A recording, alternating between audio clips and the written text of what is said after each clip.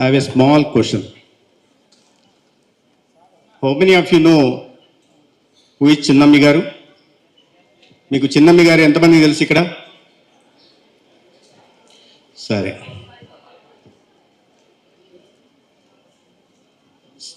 సావిత్రి గారు ఎంతమందికి తెలుసు?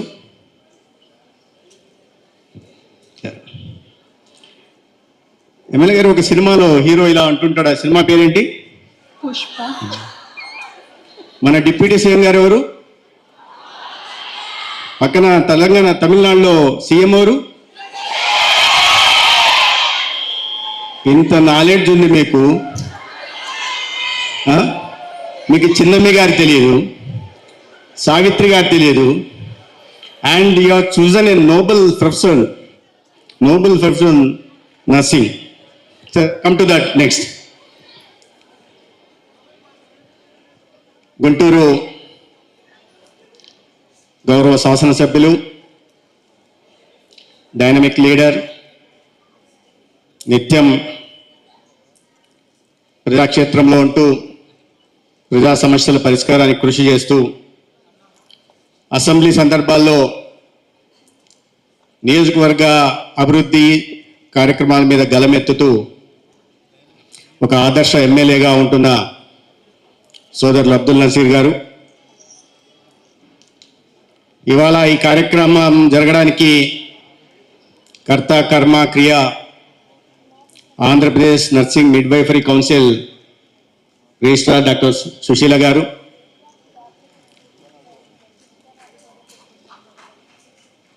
Director medical education doctor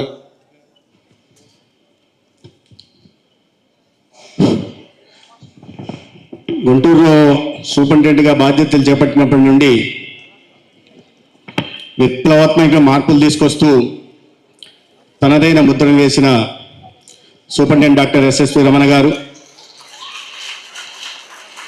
DMHO doctor Vijayalakshmi garu, red cross society chairman Shri Chakrarao garu, Vijayalakshmi గారు, శోభారాణి గారు, ఉషా గారు, ఇవాళ ఈ కార్యక్రమంలో పాల్గొంటున్న అనేక మంది వైద్య సిబ్బందికి, పట్టణ ప్రముఖులకి, ముఖ్యంగా నర్సింగ్ విద్యను అభ్యసిస్తున్న విద్యార్థులందరికీ కూడా నమస్కారం.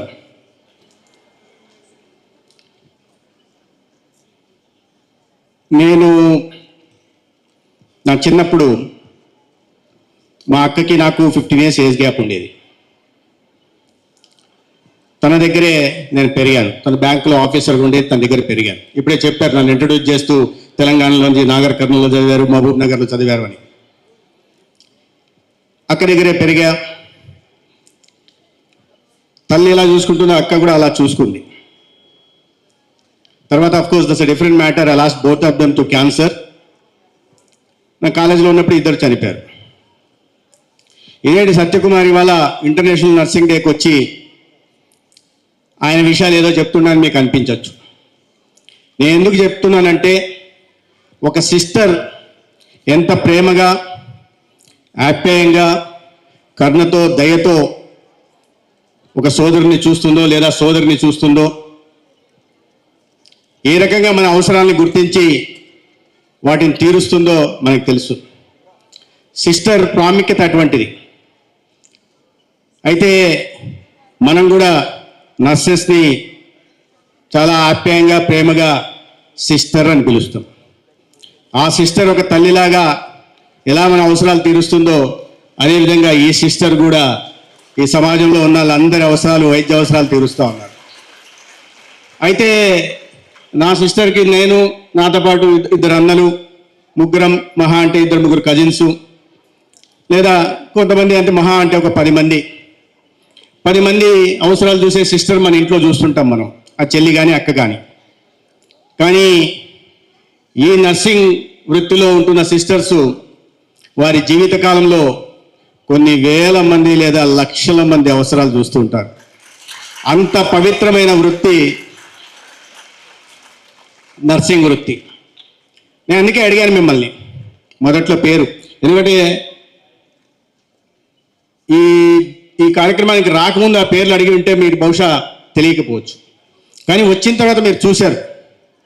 ఇవాళ ఇంటర్నేషనల్ నర్సింగ్ డే సందర్భంగా విశేషమైన వైద్య సేవలు అందిస్తున్న సిస్టర్స్ని అంటే నర్సెస్ని గుర్తించి వారి సేవలకి ఒక గౌరవంగా ఒక గుర్తింపుగా ఇవాళ ఒక అవార్డు ఫంక్షన్ మనం చేసుకుంటున్నాం.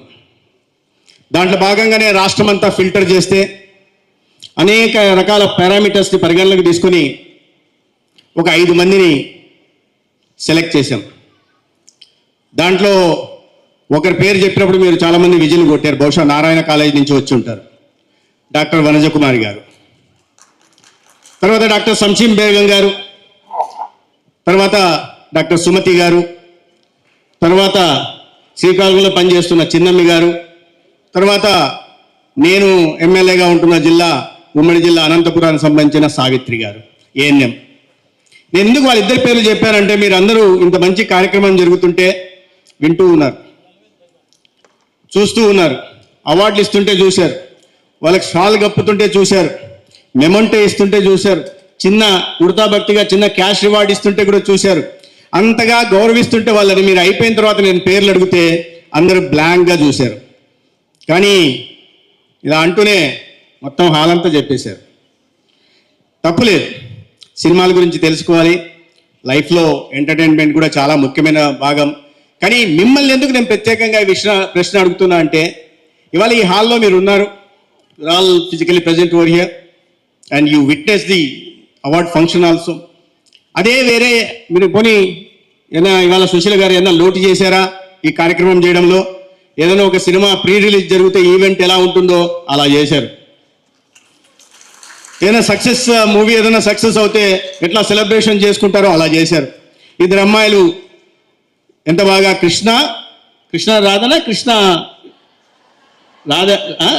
రాధానేనా అంటే మధ్యలో ముకుంద అని మళ్ళీ తల్లిని తీసుకొచ్చారు, వెన్న పెడుతున్నారు. సరే, అందుకని డౌట్ వచ్చింది. కృష్ణారాధుల నృత్యం కూడా చూశారు. ఇంత బాగా ఇంత గ్రాండ్ దీంట్లో మీరు ఈవెంట్ ఆర్గనైజ్ చేస్తుంటే ఎందుకు చేస్తున్నారో, దాంట్లో ఎవరిని సన్మానిస్తున్నారో మీరు గుర్తించలేదని నాకు అనిపించింది. అందుకని నేను మొదటగా మీతో ప్రశ్నతో మొదలు పెట్టాను. ఏదేమైనా ఈ ఇంటర్నేషనల్ నర్సింగ్ డే సందర్భంగా ఇవాళ ఈ కార్యక్రమంలో పాల్గొనడం, విశేష సేవలు అందిస్తూ పవిత్రమైన వృత్తికి మరింత గౌరవాన్ని వన్నెం తెచ్చిన ఈ అవార్డు గ్రహీతలు ఎవరున్నారో వారందరికీ కూడా శుభాకాంక్షలు తెలుస్తున్నా. మీ అందరికీ కూడా ఈ సందర్భంగా శుభాకాంక్షలు తెలియజేస్తున్నాం. ముఖ్యంగా చాలామంది విద్యార్థులు ఉన్నారు, నర్సింగ్ తీసుకున్న విద్యార్థులు, చదువుతున్న విద్యార్థులు ఉన్నారు. మీ అందరికీ కూడా ప్రత్యేకంగా శుభాకాంక్షలు తెలియజేస్తూ ఈ వృత్తిలో మీరు అదే సేవాభావాన్ని, అవే సేరా నీతిని అలవర్చుకొని భవిష్యత్తులో మీరు కూడా గుర్తింపు తెచ్చుకోవాలి. రాబోయే రోజుల్లో ఈ స్టేజ్ మీద, ఆ రోజు నేను బహుశా హెల్త్ మినిస్టర్ ఉండకపోవచ్చు, మన నజీర్ గారు ఉంటారేమో బహుశా, లేదా ఇంకెవరైనా ఉంటారు, వాళ్ళ చేత సన్మానం పొందే దిశగా కూడా మీరు సేవలు అందించాలని సందర్భంగా మీ అందరినీ కోరుతున్నాను. అదే సందర్భంగా ఇవాళ ప్రత్యేకంగా ఇవాళ మనం చూసాం, ఇప్పుడే మాలార్పణ చేయడం జరిగింది ఫ్లోరెన్స్ నైటింగేల్ గారు. ఆవిడ she known as lady with lamp. Florence Nightingale ఎందుకు ఆమెకి ఎక్కడో యుద్ధం జరిగితే, యుద్ధంలో సైనికులు క్షతగాత్రులు అవుతే, ఇంజ్యూర్డ్ అవుతే వాళ్ళని గుర్తించి వాళ్ళకి అందాల్సిన వైద్య సేవలను అందించి వాళ్ళకు స్వాంతన చేకూర్చే, అంటే నిస్వార్థంగా అయితే ప్రతిఫలం లేకుండా ఆవిడ సేవలు అందించి ఒక మొత్తం నర్సింగ్ వృత్తికే ఒక మార్గం చూపించింది. ఇవాళకి కూడా ఆమె ఒక స్ఫూర్తిగా నిలిచింది. దాని కారణంగానే ఆమె 206వ జయంతి సందర్భంగా ఆవిడని మనం ఇక్కడ గుర్తు చేసుకుంటున్నాం. ఆవిడ జన్మదినం సందర్భంగా అవార్డుల ఫంక్షన్ చేసుకుంటున్నాం. ఆ నర్సింగ్ వృత్తిలో ఉంటున్న అందరినీ గౌరవించుకుంటున్నాం. ఇంతకన్నా ఘనమైన నివాళులు మనం ఆవిడకి అందించలేం. అటువంటి నివాళులు అందించడానికి కార్యక్రమాన్ని తీసుకొచ్చినందుకు నేను సుశీల గారిని, రాధికారెడ్డి గారిని ప్రత్యేకంగా అభినందించాలా. అది కాకుండా 200 సంవత్సరాలు మన రాష్ట్రం ఎప్పుడో ఏర్పడింది. ఆంధ్రప్రదేశ్ 1956లో ఏర్పడింది. కానీ మన రాష్ట్రంలో ఎందుకో ఇవ్వాల్సిన గౌరవం ఇవ్వకుండా, నర్సింగ్ వృత్తికి ఆ గౌరవం అందకుండా, దాంట్లో పనిచేస్తున్న వాళ్ళకి ఆ గుర్తింపు నోచుకోకుండా వెళ్ళింది. కానీ 2 సంవత్సరాల క్రితం ఈ రాష్ట్రంలో చంద్రబాబు నాయుడు గారి నాయకత్వంలో, పవన్ కళ్యాణ్ గారి నాయకత్వంలో, మోడీ గారి సహకారంతో ఎన్డీఏ ప్రభుత్వం ఏర్పడిన తర్వాత నర్సింగ్ వ్యవస్థలో పనిచేస్తున్న వాళ్ళకి ఆ గౌరవం దక్కాలనే ఉద్దేశంతో కూటమి ప్రభుత్వం ఈ ఫ్లోరెన్స్ నైటింగేల్ డే జయంతి సందర్భంగా ఈ అవార్డు ఫంక్షన్ను తీసుకురావడం జరిగింది. పోయిన సంవత్సరం విజయవాడలో ఫస్ట్ అవార్డు ఫంక్షన్ చేసుకున్నాం. ఇవాళ గుంటూరులో రెండో అవార్డు ఫంక్షన్ జరుపుకుంటున్నాం. నిజానికి ఇవాళ ఒకే చోట లాస్ట్ ఇయర్ విజయవాడలో చేసాం, ఈ సంవత్సరం గుంటూరులో చేయాలని అనుకోలేదు మేము. యాక్చువల్గా ఇంకో రీజన్లో చేద్దాం అనుకున్నాం, తిరుపతిలో చేద్దాం అనుకున్నాం. కానీ ఇవాళ అనుకోకుండా ముఖ్యమంత్రి గారు హెల్త్ రివ్యూ పెట్టడం, మీటింగ్ పెట్టడం, నేను ఇక్కడ ఉండాల్సి రావడం, దాని కారణంగా అక్కడ వద్దు గుంటూరుకు మార్చుకున్నాం. అయితే నిన్న ఆ హెల్త్ రివ్యూ మీటింగ్ కూడా అస్సాంలో స్వేరింగ్ ఇన్ సెరమనీకి ముఖ్యమంత్రి గారు వెళ్లాల్సి ఉంటే దాని కారణంగా అది కూడా క్యాన్సిల్ అయింది. కానీ ఇవాళ దాని కారణంగా నేను ఎక్కువ సమయం గడిపే అవకాశం నాకు లభించిన ఈ సందర్భంగా నేను ప్రతి ఒక్కరికి కూడా ధన్యవాదాలు తెలియజేసే ప్రయత్నం చేస్తున్నాను. మిత్రులారా, ఈ వైద్య వృత్తే చాలా పవిత్రమైంది. డాక్టర్లు కానీ నర్సింగ్ వృత్తి కానీ చాలా పవిత్రమైంది. ఎందుకంటే ఎన్నో ప్రతికూలతల మధ్య, ఒడిదొడుకుల మధ్య, అడ్డంకుల మధ్య నిరంతరమైన నాణ్యమైన సేవలను అందించాల్సిన బాధ్యత వీరి మీద ఉంటుంది. ఆ భగవంతుడు ప్రాణం పోస్తే వైద్య వృత్తిలో ఉంటున్న డాక్టర్లు ప్రాణాన్ని నిలబెడతారు. ఆ ప్రాణాన్ని నిలబెట్టడానికి సంరక్షకురాలుగా ఒక నర్సు పనిచేస్తుంది, అంటే సిస్టర్ అంటాం, సిస్టర్ పనిచేస్తుంది. సో ఎంతటి పవిత్రమైన వృత్తిని ఎంచుకున్నారో మీరు అందరూ గుర్తించాల్సి ఉంది. చాలా మందికి నేను చూస్తుంటాను, ఏదో సోషో ఎకనామిక్ రీజన్స్ కారణంగా నర్సింగ్ వృత్తిని ఎంచుకుంటుంటారు. అంటే ఆర్థికంగా బాగలేకపోతే ఇదేదో తక్కువలో చదువుకోవచ్చు అని కాదు. ఇంతకన్నా మంచి వృత్తి బహుశా ఈ ప్రపంచంలో ఏదైనా ఉందని నేనైతే అనుకోవట్లేదు. అటువంటి వృత్తిని ఎంచుకున్న మీ అందరికీ, చిన్నారులందరికీ కూడా నేను ప్రత్యేకంగా అభినందనలు తెలియజేస్తూ, అయితే ఎందుకు ఈ వృత్తిని ఎన్నుకున్నామో గుర్తు చేసుకుని ఒకసారి ఆలోచించి ఇటువంటి ఈ రంగంలో ఇటువంటి విశిష్ట సేవలు అందిస్తున్న అందరినీ ఆదర్శంగా తీసుకుని, ప్రధానంగా ఫ్లోరెన్స్ నైటింగేల్ జీవితాన్ని ఆదర్శంగా తీసుకుని దాని నుంచి స్ఫూర్తి పొంది మీకు ప్రత్యేకమైన గుర్తింపు తెచ్చుకునే దిశగా మీ వ్యవహార శైలి ఉండాలా. మీ వృత్తి పట్ల కూడా అదే చిత్తశుద్ధితో కూడా మీరు వ్యవహరించాలనే ఈ సందర్భంగా తెలియజేస్తున్నాం. నేను ఒక అమెరికా స్టడీ ప్రకారం చూస్తుంటే, అమెరికాలో ఒక స్టడీ జరిగింది. ఎంతసేపు డాక్టర్లు పేషెంట్తో గడుపుతారు అంటే 13% పేషెంట్తో గడుపుతారు. నర్సెస్ ఎంతసేపు వాళ్ళ సమయాన్ని పేషెంట్ కేర్ కోసం కేటాయిస్తారంటే 86% నర్సెస్ ఒక పేషెంట్ హెల్త్ కేర్ కోసం, రికవరీ కోసం కేటాయిస్తారని ఉంది. అంటే డాక్టర్ 13% ఇస్తే నర్సెస్ 86%.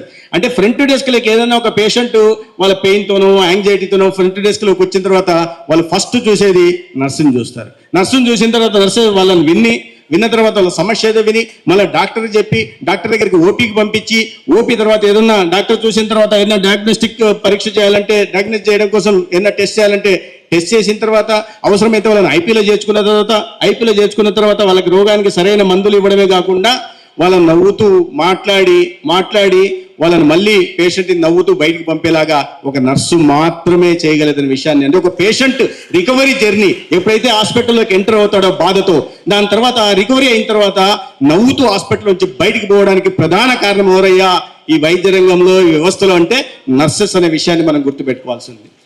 అటువంటి భూమికని పాటిస్తున్నారు.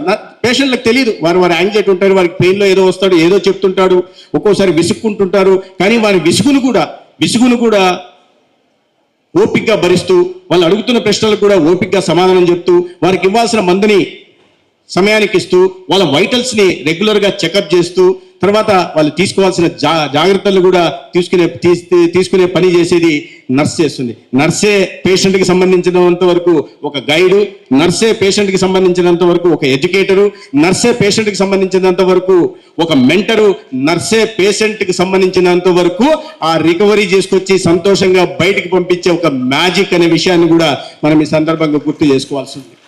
అంతటి పవిత్రమైన వృత్తిని ఎందుకున్నారు. ఒక డాక్టర్కి మిగతా పనులు కూడా ఉంటాయి. నర్సెస్ పేషెంట్ని చూసుకుంటూ డాక్టర్కి పేషెంట్కి మధ్య ఒక బ్రిడ్జ్ లాగా, ఒక సంధానకర్తలాగా పనిచేస్తూ పేషెంట్ని సంతోషంగా బయటికి పంపే ప్రయత్నం చేస్తున్నాను. మన రాష్ట్రంలో 15,000 మంది ఈ గవర్నమెంట్ హెల్త్ సెక్టార్లో 15,000 మంది ఇవాళ నర్సెస్ ఉన్నారు. 15,000 మంది నర్సెస్ ఉన్నారు. నేను ప్రత్యేకంగా ఈ సందర్భంగా నర్సులకు అందరికీ ఎందుకు ధన్యవాదాలు తెలియజెప్పదలుచుకున్నాను అనుకుంటే, మేము ఈ కూటమి ప్రభుత్వం, రాజకీయాల కోసం నేను చెప్పట్లేదు, కానీ కూటమి ప్రభుత్వం అధికారంలోకి వచ్చిన తర్వాత 2 సంవత్సరాల క్రితం పరిస్థితులు వేరేగా ఉండే. ఎక్కడ చూసినా వేకెన్సీస్ ఉండేవి, ఎక్కడ చూసినా గ్యాప్స్ ఉండేవి, ఎక్కడ చూసినా షార్టేజెస్ ఉండేవి. సరే, వాటిని అన్నింటి గుర్తించిన తర్వాత, ఆడిట్ చేసిన తర్వాత రెగ్యులర్గా 8,600 డిఫరెంట్ కేటగిరీస్లో రిక్రూట్మెంట్ చేశాం. ఇవాళ డాక్టర్లు అందుబాటులోకి వచ్చారు, ఇవాళ FNఓలు అందుబాటులోకి వచ్చారు, స్టాఫ్ నర్సెస్ వచ్చారు, ల్యాబ్ టెక్నీషియన్స్ వచ్చారు, ఫార్మసిస్టులు అందుబాటులోకి వచ్చారు. ఇవన్నీ ఒక కారణం అయితే, ఈ ప్రధానంగా మనం ఈ 2 years జర్నీలో, ఈ హెల్త్ సెక్టర్ జర్నీలో ఈ రాష్ట్రంలో చెప్పుకోవాల్సింది ఏంటంటే పబ్లిక్ ఈ పాజిటివ్ పర్సెప్షన్ పెరిగింది, సాటిస్ఫాక్టరీ లెవెల్లో టువర్డ్స్ గవర్నమెంట్ హెల్త్ సెక్టర్ పెరిగింది అనమాట. దీనికి నేనేదో మాటల్లో చెప్పట్లా, చూస్తే దాదాపు 16% ఓపీ సర్వీసెస్ రాష్ట్ర వ్యాప్తంగా పెరిగాయి. నిన్న నేను ఒక చల్లపల్లి అని ఒక సిఎస్సికి వెళ్ళా. చల్లపల్లి సిఎస్సికి వెళ్ళి నేను చూస్తున్నా క్యాలెండర్ ఇయర్ 23లో ఎన్ని ఓపీలు జరిగాయి అంటే 44,000 జరిగాయి. ఈ క్యాలెండర్ ఇయర్లో 25 క్యాలెండర్ ఇయర్లో ఎన్ని ఓపీలు జరిగాయి అంటే అది కాస్త 55,000కి పోయాయి. అంటే there is an increase of 11,000 OPs. నా కాన్స్టిట్యూన్సీలో నేను ఎమ్మెల్యే అయినప్పుడు కొత్తగా మినిస్టర్ అయ్యాను. మినిస్టర్ అయిన తర్వాత రివ్యూ చేశాను. ఎంత ఓపీ అవుతుందయ్యా అంటే 7,000 ఓపీలు నెలకు అవుతుంది యావరేజ్గా. సరే, నెక్స్ట్ ఇయర్ 24కి టార్గెట్ పెట్టాం, అకాడమిక్ ఇయర్ ఫైనాన్షియల్ పెట్టాం. 23-24లో ఎంత 7,000 యావరేజ్గా అవుతున్నాయి పర్ మంత్. టార్గెట్స్ పెట్టాం. టార్గెట్స్ పెడితే 24-25కి అది కాస్త 11,000 అయినాయి. ఈ 25-26కి చూస్తే ఇంకా విపరీతంగా పెరిగాయి. నేను మొన్న రివ్యూ చేశాను. రివ్యూ చేసినప్పుడు ధర్మవరంలో అడిగా, జనవరిలో ఎన్ని ఓపీలు జరిగాయి? 22,000 జరిగాయి. ఫిబ్రవరిలో ఎన్ని జరిగాయి? 23,000 జరిగాయి. మార్చిలో ఎన్ని జరిగాయి? 21,000 జరిగాయి. అంటే ఈ ఫస్ట్ 4 years ఆఫ్ ది ఈ calendar year, 4 months of the calendar ఇయర్లో 22,000 యావరేజ్గా ఓపీ జరిగిందంటే 3 times ఓపీ సర్వీసెస్ పెరిగాయి. దానికి డాక్టర్లు కొద్దిగా కారణం అయితే, ప్రధాన కారణం మాత్రం నేను చెప్పాను 86% nurses are out of the time 86% they are spending time with patient. 86% వాళ్ళ పేషెంట్లకు ఇవ్వడం కారణంగానే పబ్లిక్లో సాటిస్ఫాక్టరీ లెవెల్స్ పెరగడం, దాని కారణంగానే వాళ్ళ ఓపీ సర్వీసులు కానీ ఐపీ సర్వీసులు కానీ రాష్ట్రంలో పెరిగాయి. ఒకవైపు నాయకత్వం చిత్తశుద్ధితో పనిచేయడం, ప్రజలందరినీ తమ కుటుంబ సభ్యులుగా భావించి వారికి వైద్య సేవలు అందించే దిశగా ప్రయత్నాలు చేస్తుంటే అందిపుచ్చుకొని ప్రభుత్వానికి ఆలోచనకు అనుగుణంగా ముందు అంటే ఒక మోటివేటింగ్ ఫ్యాక్టర్ కూడా ఉండాలి. వీళ్ళు ఉన్నారు, ఇదే నర్సెస్ ముందు కూడా ఉన్నారు, ఇదే డాక్టర్లు ముందు కూడా ఉన్నారు. కానీ ఒక motivating, what was missing was motivating factor. ఇవాళ ఆ మోటివేషన్ ఫ్యాక్టర్ ఏంటంటే చంద్రబాబు నాయుడు గారి రూపంలో రాష్ట్రంలో ఉంది. దాని కారణంగానే మార్పు తీసుకొచ్చే ప్రయత్నం చేశాం. దీంట్లో సమూలమైన మార్పు మనకు మాటల్లో చెప్పేది కాకుండా దీంట్లో పబ్లిక్ పర్సెప్షన్ కూడా ముందు 62% ఉండేది. హాస్పిటల్, గవర్నమెంట్ హాస్పిటల్స్, పిఎస్సిలో, సిఎస్సిలో, ఏరియా హాస్పిటల్లో, డిస్ట్రిక్ట్ హాస్పిటల్లో లేదా టెర్షరీ హాస్పిటల్స్లో పేషెంట్ పోతే మీ సాటిస్ఫాక్టరీ లెవెల్ ఏంటి, ఓపీ సర్వీసులు ఏంటి, ఐపీ ఎలా ఉంది, లేదంటే డాక్టర్స్ అవైలబిలిటీ ఎలా ఉంది, లేదా మెడిసిన్స్ అవైలబిలిటీ ఎలా ఉంది, లేదా నర్సెస్ లేదా ఇతర స్టాఫ్ బిహేవియరల్ ఎలా ఉన్నాయి అని అడిగితే 62% మాత్రమే ఎస్ పాజిటివ్ ఉందని చెప్పేవాళ్ళు. ఇవాళ అది 74.5%కి పోయింది. 2 yearsలో 75%, అండ్ ఇంక్రీజ్ ఆఫ్ 12.5%. బట్ దీంతో వీఆర్ నాట్ రెస్టింగ్ ఇయర్. ఇక్కడతో మేము ఆగదలుచుకోలే. దీన్ని 85 తీసుకెళ్లాలా, దీన్ని 90 దాటించే దిశగా తీయాలా. దీంట్లో అందరం కూడా వైద్య వ్యవస్థలో పనిచేస్తున్న ప్రతి ఒక్కరూ, ప్రధానంగా 15,000 మంది పైగా ఉంటున్న నర్సింగ్ స్టాఫ్ దీంట్లో ప్రధాన భూమిక పోషించాలా, ఆ దిశగా పనిచేయాలని నేను ఈ సందర్భంగా మరొకసారి వారికి గుర్తు చేస్తున్నా. మనం ఏదో సంవత్సరానికి ఓ రోజు ఇంటర్నేషనల్ నర్సింగ్ డే సందర్భంగా ఇవి చేసుకుంటాం. ఇది ఏదో చేసుకోవడం, ఒక గౌరవం ఇవ్వడం కోసము, వాళ్ళకి గుర్తింపు కోసమే మాత్రమే కాకుండా మన ఉద్యోగానికి మేము ధర్మాన్ని చేస్తున్నామా, న్యాయం చేస్తున్నామా, మన ఉద్యోగానికి సేవానివృత్తితో మనం పనిచేస్తున్నామా, ఏదైతే మనం ప్రెడ్జ్ తీసుకొని వచ్చి ఇక్కడ వచ్చి పనిచేస్తున్నామో దానికి న్యాయం చేస్తున్నామా అని ఒకసారి ఆత్మ పరిశీలన చేసుకొని మళ్ళీ ఒకసారి ఎక్కడన్నా తప్పులుంటే వాటిని సరిదిద్దుకొని మళ్ళీ మనం మన సేవకి పునరంకితం కావాల్సిన రోజుగా కూడా ఈ రోజు నేను భావిస్తున్నా. ఇవాళ ఇది ఒక పబ్లిక్ సెక్టార్లో పనిచేస్తున్న నర్సెస్కి, డాక్టర్లకు మాత్రమే కాదు, ప్రైవేట్ సెక్టార్లో పనిచేస్తున్న వాళ్ళకు కూడా చాలా ముఖ్యమైన విషయం. మనల్ని ఒకసారి ఆత్మవిమర్శ చేసుకొని, ఇంట్రాస్పెక్ట్ చేసుకొని మనం మళ్ళీ ఆ దిశగా తప్పులు సరిదిద్దుకొని పునరంకితం కావాల్సిన అవసరం ఉంది. చాలా ముఖ్యమైన ప్రధానంగా ఎందుకంటే పబ్లిక్ సెక్టార్లో పనిచేస్తున్న, గవర్నమెంట్ సెక్టార్లో పనిచేస్తున్న నర్సింగ్ స్టాఫ్కి మరింత జాగ్రత్తగా ఉండాల్సి. ఎందుకంటే ప్రైవేట్ కన్నా వీళ్ళకి కాస్త జీతాలు ఎక్కువ వస్తాయనే విషయం కాదు. ప్రైవేట్ల కన్నా గవర్నమెంట్ సెక్టార్లో పనిచేస్తున్న వాళ్ళకి కాస్త జీతాలు ఎక్కువ వస్తాయి. దాని గురించి మరింత చిత్తశుద్ధితో పనిచేయాలని నేను చెప్పట్లా. ఎందుకు చేయాలంటే మన పబ్లిక్ సెక్టార్లో వచ్చిన ఫెసిలిటీస్కి వస్తున్న వాళ్ళు, అంటే గవర్నమెంట్ హాస్పిటల్స్కి వస్తున్న పేషెంట్లందరూ కూడా 98% నుంచి 99% పేదలు అనే విషయాన్ని గుర్తు చేసుకోవాల్సిందిగా. దాన్ని గుర్తు చేసుకున్నారే మన దగ్గరకు వస్తున్న వాళ్ళు పేదలు, వేరే అవకాశంలో ఇక్కడికి వస్తున్నారు కాబట్టి వాళ్ళని సంతోషంగా పంపాల్సిన అవసరం ఉంది. మనం సిస్టర్స్గా మనల్ని ఎలా గౌరవిస్తున్నారో ఆ గౌరవానికి ఎటువంటి కలంకం కలగకుండా వాళ్ళని ఆరోగ్యంగా ఉంచాల్సిన బాధ్యత మన ఏది ఉంది అనే దిశగా కూడా ప్రయత్నాలు చేయాల్సింది. ముఖ్యమంత్రి గారు అనేకమైన నిర్ణయాలు తీసుకుంటున్నారు. కేంద్రం నుంచి కూడా నరేంద్ర మోడీ గారి ప్రభుత్వం నుంచి అనేక రకాలైన సహకారాలు అందుతున్నాయి. విప్లవాత్మక మార్పులు తీసుకురాగలుగుతున్నాం. ఇవాళ క్యాన్సర్ స్క్రీనింగ్ చేస్తున్నాం. దాంట్లో ఫ్రంట్ లైన్ హెల్త్ ప్రొఫెషనల్స్గా ఏఎన్ఎంలు ఉంటున్నారు. ప్రతి ఇంటికి వెళ్ళి క్యాన్సర్ స్క్రీనింగ్ టెస్ట్లు చేస్తున్నారు, ఓరల్ క్యాన్సర్కి, బ్రెస్ట్ క్యాన్సర్కి, సర్వైకల్ క్యాన్సర్కి. ఎందుకంటే వాళ్ళ అవగాహన కలిగించడం, లేదా క్యాన్సర్ బారిన పడకుండా కాపాడడం, లేదా ఎక్కడన్నా ప్రాథమిక దశలోనే గుర్తించి వారి ప్రాణాలని కాపాడుకోవడం కోసం ఇవాళ అడ్వాన్స్ ఫ్రీ హెల్త్ స్క్రీనింగ్ కూడా ఈ సెక్టార్లో చేస్తున్నాం. దానికి కూడా నేను ఈ రాష్ట్రంలో పనిచేస్తున్న ఏఎన్ఎం దగ్గర నుంచి నర్సింగ్ స్టాఫ్ దగ్గర ప్రతి ఒక్కరికి కూడా ప్రత్యేకంగా అభినందనలు తెలుస్తున్నాం. ముఖ్యమంత్రి గారు ఇంకో ప్రధానమైన తీసుకొచ్చారు. Now we are shifting our focus from curative reactive approach to predictive preventive wellness approach. వచ్చిన తర్వాత చూద్దాంలే, హాస్పిటల్కి వచ్చిన తర్వాత ట్రీట్మెంట్ ఇద్దామని భావన కాకుండా వాళ్ళని హాస్పిటల్కు రాకుండా కాపాడుకునే దిశగా ప్రయత్నాలు చేస్తున్నాం. ఏం చేయాలి దానికోసం ఏం చేస్తున్నాం అంటే ఒక సంజీవని ఒక డిజిటల్ ప్లాట్ఫామ్ పెట్టాం. ఇవాళ నాన్ కమ్యూనికబుల్ డిసీజెస్ పెరుగుతున్న నేపథ్యంలో, హైపర్ టెన్షన్ లేదా డయాబెటీస్ కేసులు పెరుగుతున్న నేపథ్యంలో, దాని కారణంగా సివిడి కేసెస్ కానీ, సికేడి కానీ, లేదా సిఓపిడి కానీ, లేదా క్యాన్సర్ కేసెస్ కానీ, లేదా మెంటల్ హెల్త్ ఇష్యూస్ కూడా వస్తున్న నేపథ్యంలో వాటిని దృష్టిలో పెట్టుకొని ఈ 80% డిసీజ్ బర్డన్ ఏవైతే ఉంటాయో వాటిని గుర్తించి ఈ స్క్రీనింగ్ ద్వారా మ్యాపింగ్ చేసే దిశగా ప్రయత్నం చేస్తున్నాం. అయిపోయిన తర్వాత ఈ సంజీవని డిజిటల్ ప్లాట్ఫామ్ కింద ఈ వాళ్ళ ఇంటి దగ్గరికి, డోర్ స్టెప్ దగ్గరికి 104 వెహికల్ పంపించి దాంట్లో 47 డయాగ్నోస్టిక్ టెస్టులను చేస్తున్నాం. ఇవాళ వెళ్ళి వాళ్ళని పరీక్ష చేసిన తర్వాత ఎట్లున్నారు, నార్మల్గా ఉన్నారా, ఓకే నార్మల్ కేటగిరీ, లోయర్ రిస్క్లో ఉన్నారా, లోయర్ రిస్క్ కేటగిరీ, మీడియం రిస్క్లో ఉన్నారా, మీడియం రిస్క్ కేటగిరీ, హై రిస్క్లో ఉన్నారా, హై రిస్క్ కేటగిరీ. ఈ కేటగిరీ చేసిన తర్వాత దానికి అనుగుణంగా వాళ్ళ డిజిటల్ హెల్త్ రికార్డ్ క్రియేట్ చేసి వాళ్ళు ఏ కేటగిరీలో ఉన్నారో, ఎందుకు ఆ ప్రాబ్లం వచ్చింది, వాళ్ళకి హైపర్ టెన్షన్ ఎందుకు వచ్చింది, లేదా డయాబెటీస్ ఎందుకు వస్తుంది, వాళ్ళ ఫుడ్ హ్యాబిట్స్లో మార్పులు చేయాలా, లేదా వాళ్ళ లైఫ్ స్టైల్ చేంజెస్ ఏమన్నా చూడాలా, వీటిని దృష్టిలో పెట్టుకొని దానికి అనుగుణంగా వారికి కావాల్సిన వైద్యాన్ని అందించడమే కాకుండా టైం టు టైం వాళ్ళు తీసుకోవాల్సిన టాబ్లెట్ దగ్గర నుంచి, వాళ్ళు తీసుకోవాల్సిన ఫుడ్ దగ్గర నుంచి, వాళ్ళు చేయాల్సిన ఎక్సర్సైజ్ నుంచి కూడా వాటి నుంచి హై రిస్క్లో ఉంటున్న వాళ్ళు మీడియం రిస్క్లో ఉంటున్న వాళ్ళని లో రిస్క్లో ఉంటున్న వాళ్ళకి నార్మల్ తీసుకొచ్చే దిశగా ప్రయత్నం చేస్తున్నాం. ఒక సమూలమైన మార్పు తీసుకొచ్చే దిశగా. బహుశా ఇటువంటి ఎక్స్పెరిమెంట్ ఈ ప్రపంచంలో ఇంకా ఎక్కడ జరగలే. ఒక ఆంధ్రప్రదేశ్లో దార్శనిక ముఖ్యమంత్రి గారు చంద్రబాబు నాయుడు గారి నాయకత్వంలో జరగబోతుంది. దాంట్లో ప్రధాన భూమిక, ఇవన్నీ ఎందుకు చెప్తున్నాను నేనంటే, దాంట్లో ప్రధాన భూమిక పోషించాల్సింది ఇప్పుడే ఆల్రెడీ ఉంటున్న నర్సెస్కి, తర్వాత భవిష్యత్తులో రాబోయే నర్సెస్ కూడా వీటికి తెలుసుకోవాల్సి ఉంది. అంటే మనం ఇవాళ మారుతున్న కాలానికి అనుగుణంగా టెక్నాలజీని అడాప్ట్ చేసుకొని ఇవాళ లైఫ్ స్టైల్ చేంజెస్ తీసుకొచ్చి ఈ డిసీజ్ బర్డన్ తగ్గించే దిశగా కూడా ప్రయత్నాలు చేస్తూ ఉన్నాం. మిత్రులారా, ఇవాళ ఈ ప్రభుత్వం చేస్తున్న పనుల్లో మన బాధ్యత ఏందో మనకు తెలుసు. కాబట్టి రోజుకు మనం నైపుణ్యం పెంచుకుంటూ ఉండాలి. ఒకసారి చదివేశాం కదా అంటే సరిపోదు. మనం కూడా స్టేట్ మిడ్వైఫరీ ట్రైనింగ్ ఇన్స్టిట్యూట్స్ ఉన్నాయి మన దగ్గర, రెగ్యులర్గా చేస్తున్నాం. రెగ్యులర్గా లైఫ్ స్కిల్స్ పెంచుకోవడానికి, లేదా నియోనాటల్ రీసెర్చ్ ప్రోగ్రామ్స్ చేస్తున్నాం. ట్రైనింగ్ రెగ్యులర్గా ఇస్తున్నాం. ఇవాళ ఏ టూల్స్ వస్తున్నాయి, ఏ టూల్స్ కారణంగా, కొత్త టెక్నాలజీస్ కారణంగా తొందరగా డిసీజ్ డయాగ్నైజ్ చేయడానికి అవకాశం ఉంది, దానికి అనుగుణంగా ట్రీట్మెంట్ ఇవ్వడానికి అవకాశం ఉంది. వీటిని ఎప్పటికప్పుడు మనల్ని అప్గ్రేడ్ చేసుకుంటూ మారుతున్న కాలానికి, ఎందుకంటే మనం దీని గురించి మాట్లాడుకున్నాం, ఫ్లోరెన్స్ నైటింగేల్ గురించి, ల్యాంప్ తీసుకెళ్లి పేషెంట్లను వెతికేదని. ఇవాళ ఆ పరిస్థితి లేదు. మనం ల్యాంప్ తీసుకెళ్లి పేషెంట్లను వెతకాల్సిన అవసరం లేదు. పేషెంటే మన ఫెసిలిటీకి వస్తాడు.